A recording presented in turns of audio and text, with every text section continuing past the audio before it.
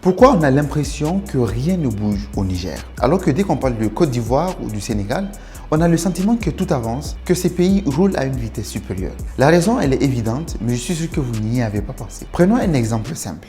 Un entrepreneur aujourd'hui qui a lancé son activité et qui a atteint une certaine vitesse de croisière, à un moment, il a besoin de financement. Et qu'est-ce que vous entendez systématiquement?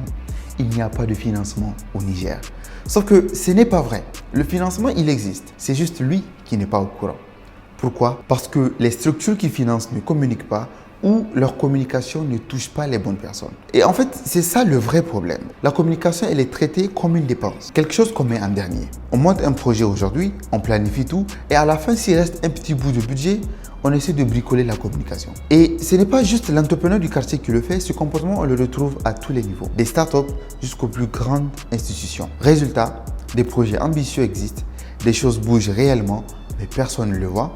Et si personne ne le voit, c'est comme si ça n'existait pas. Si on veut que nos projets aient un vrai impact et que l'image du Niger à l'international soit à la hauteur de ce qui se fait réellement ici, on peut commencer par une chose simple, prendre la communication au sérieux. La communication, ce n'est pas un sprint. Ce n'est pas quelque chose qu'on allume et qu'on éteint quand on veut. C'est un effort continu qui accompagne le projet du début à la fin et même après. Alors, concrètement, qu'est-ce qu'on peut faire? Premièrement, allouer un budget réel à votre communication, pas ce qui reste à la fin. Un vrai poste budgétaire pensé dès le départ.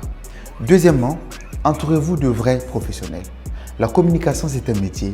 Avoir un bon projet ne suffit pas, il faut savoir le montrer, le raconter, le rendre visible. Parce qu'au final, le Niger ne manque pas de projets ambitieux. Ce qui manque, c'est que le monde le sache.